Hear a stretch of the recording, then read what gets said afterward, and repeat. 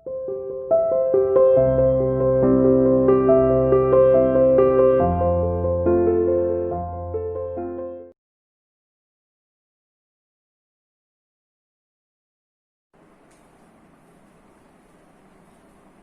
बेटा, welcome to CR international online classes. तो बेटा आज हम कक्षा 10वीं में हिंदी विषय में अपना जो टॉपिक चल रहा था वाक्य, उसको कंप्लीट करेंगे। और वाक्य में हमने लगभग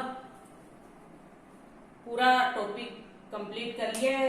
केवल लास्ट के 2-4 पॉइंट बचे हुए हैं, वो हम आज इसको समाप्त कर देंगे। ठीक है।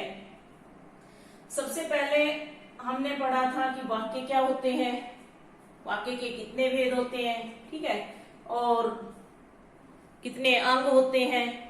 तो और हमारे सिलेबस में है रचना के आधार पर वाक्य, ठीक है। अर्थ के आधार पर हम पिछली कक्षा में पढ़ चुके हैं। और आज जो हम पढ़ेंगे, हमारा जो लास्ट टॉपिक जो बचा हुआ है, लास्ट जो पॉइंट है, वो बचा है हमारा प्रधान उपवाक्य और आश्रित उपवाक्य क्या होते हैं, इनकी पहचान कैसे होती है। तो वो आज हम पढ़ेंगे। इसके बाद हमारा ये टॉपिक कंप्लीट हो जाएगा। ठीक है। तो आइए अपने टॉपिक पर आते हैं कि प्रधान उपवाक्य और आश्रित उपवाक्य कौन से होते हैं, इनकी क्या पहचान होती है। ठीक है। क्या होता है कि मिश्र वाक्य में एक से अधिक उपवाक्य होते हैं। ठीक है। उनमें एक उपवाक्य प्रधान होता है, दूसरा उपवाक्य उस पर आश्रित होता है, इसलिए वो दो हो गए। यानी एक वाक्य जो उपवाक्य होता है वो प्रधान होता है और दूसरा उस पर आश्रित होता है। ये उपवाक्य आपस में जो व्याधिकरण योजक हैं उनसे जुड़े होते हैं। ठीक है। तो जैसे अब वो जो प्रधान उपवाक्य और आश्रित उपवाक्य क्या होते हैं, उनकी पहचान कैसे की जाएगी, कौन सा प्रधान उपवाक्य है और कौन सा आश्रित उपवाक्य है। उसके लिए देखिए कुछ पॉइंट मैंने बताए हैं आपको कि सबसे पहले जो प्रधान उपवाक्य है वो स्वतंत्र उपवाक्य होता है, यानी सेल्फ डिपेंडेंट होता है, वो किसी पर आश्रित नहीं होता। ठीक है। दूसरा, प्रधान उपवाक्य से पूर्व किसी योजक का प्रयोग नहीं होता। जैसे जो योजक बताए हैं जोड़ने के लिए, जो व्याधिकरण योजक है वो प्रधान उपवाक्य से पहले नहीं लगाए जाते। यानी जहां योजक नहीं लगा तो समझ लेना ये प्रधान उपवाक्य है। तीसरा है, प्रधान उपवाक्य की क्रिया मुख्य होती है। ठीक है। और आश्रित उपवाक्य किसी न किसी योजक से जुड़े होते हैं। यानी किसी अगर योजक से जुड़े हैं तो ये समझिए कि ये आश्रित उपवाक्य है। उदाहरण के लिए, यदि मैं न आया होता तो काम न बनता। अब इसमें कौन सा प्रधान है और कौन सा आश्रित है। देखिए, यदि मैं न आया होता तो काम न बनता। काम न बनता ये क्या होगा, हमारा प्रधान उपवाक्य। ठीक है। काम न बनता प्रधान उपवाक्य। यदि मैं न आया होता, ये कौन सा हुआ, आश्रित। ठीक है। तो ये क्या होगा, यदि मैं न आया होता तो काम न बनता। तो इनमें क्या हुआ, एक आश्रित उपवाक्य हुआ और एक प्रधान उपवाक्य। ठीक है। अगर हम ऐसे नहीं बता पाते कि भाई ये कौन सा प्रधान है और कौन सा आश्रित है, तो ये होते तो मिश्र वाक्य के उपवाक्य भेद है ना। तो इनको क्या करेंगे, जो मिश्र वाक्य दिया होगा उसको क्या करेंगे, हम पहले सरल वाक्य बनाएंगे और फिर जैसे ये उदाहरण के लिए, जो व्यक्ति ईमानदार होता है उसका सभी सम्मान करते हैं। जो व्यक्ति ईमानदार होता है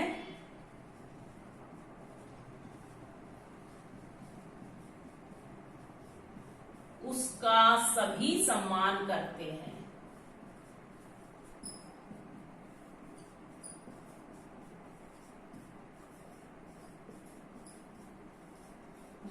हमारे पास एक मिश्र वाक्य है। जो व्यक्ति ईमानदार होता है उसका सभी सम्मान करते हैं।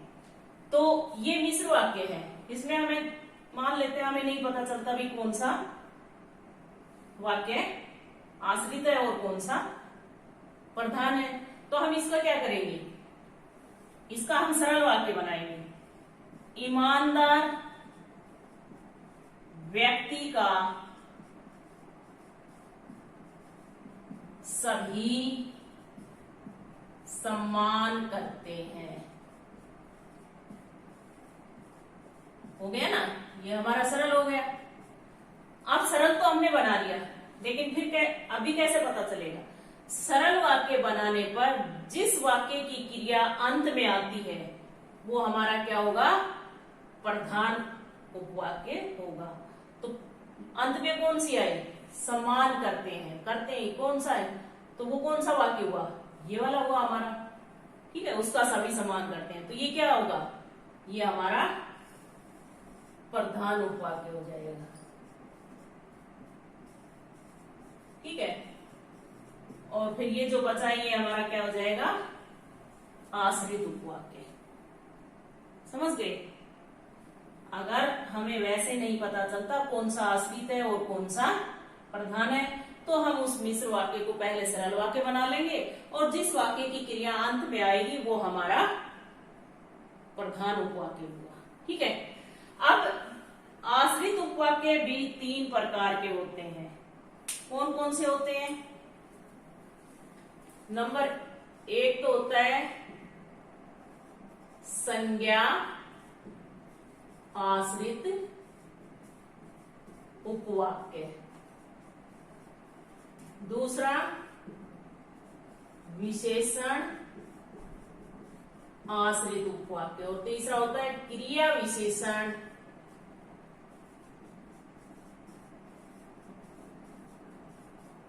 आश्रित उपवाक्य। ये हमारे 3 आश्रित उपवाक्य। ये मिश्र वाक्य के आधार पर 2 भेद हैं और आश्रित उपवाक्य के आधार पर हमारे पास 3 है।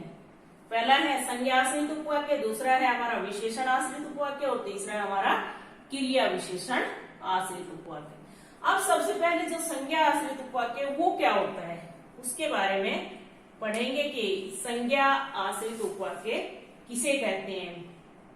यदि आश्रित उपवाक्य का प्रयोग प्रधान उपवाक्य की क्रिया के कर्ता कर्म के पूरक के रूप में हुआ हो, या फिर ये कहिए कि जो उपवाक्य प्रधान वाक्य की किसी संज्ञा या संज्ञा पदबंध के बदले में प्रयुक्त हुआ हो, वो क्या कहलाता है, संज्ञा उपवाक्य। पहचान क्या होगी इसकी, जो संज्ञा आश्रित उपवाक्य है वो हमेशा की योजक से, उनसे पहले हमेशा की लगा होता है। जो की से शुरू होते हैं वो संज्ञा आश्रित उपवाक्य होते हैं। जैसे रवि ने बताया कि तुम कल दिल्ली गए थे, तो रवि ने बताया, ये क्या हुआ हमारा प्रधान उपवाक्य। कि तुम दिल्ली गए थे, क्यों, क्योंकि की से शुरू हुआ है, वो हमारा संज्ञा आश्रित उपवाक्य होगा। ठीक है, ऐसे ही जैसे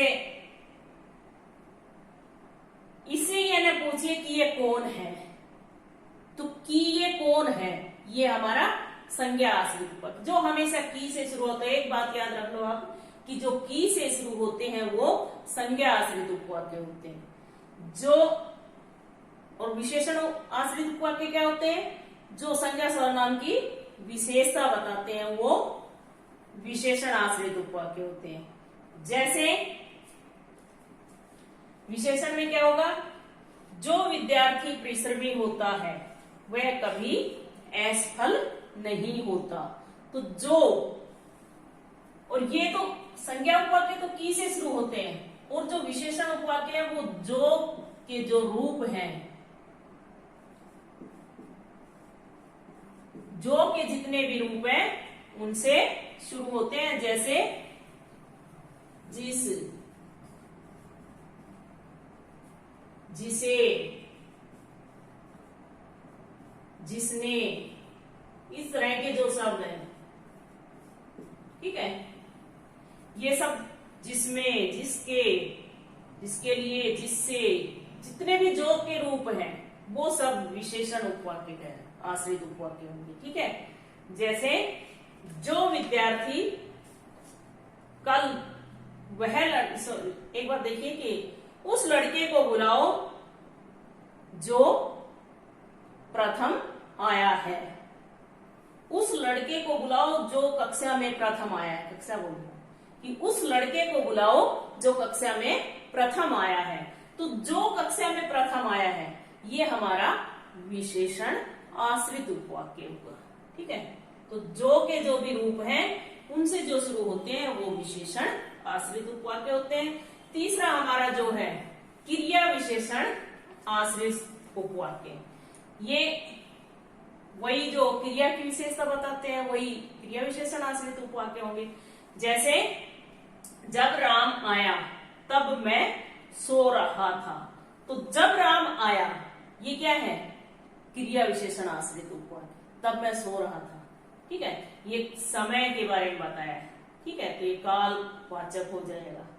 जैसा मुकेश गाते थे वैसा कोई नहीं गा सकता, तो जैसा मुकेश गाते थे ये रीतिवाचक, कैसा कैसा करके अगर हम प्रश्न करते हैं तो वो रीतिवाचक होता है। कब करके प्रश्न करेंगे तो वो काल होगा। ठीक है, कितना करके प्रश्न करेंगे तो वो परिमाण होगा। तो इस तरह से ये क्रिया विशेषण आश्रित उपवाक्य होंगे। यह वही विद्यालय है जहां मैं पढ़ता था, तो ये क्या हो जाएगा, स्थान। जहां मैं पढ़ता था वो क्रिया विशेषण आश्रित उपवाक्य होगा। ठीक है, तो ये हमारे 3 प्रकार के आश्रित उपवाक्य हुए और 2 मिश्र वाक्य के जो भेद है वो 2 हैं, प्रधान उपवाक्य और आश्रित उपवाक्य।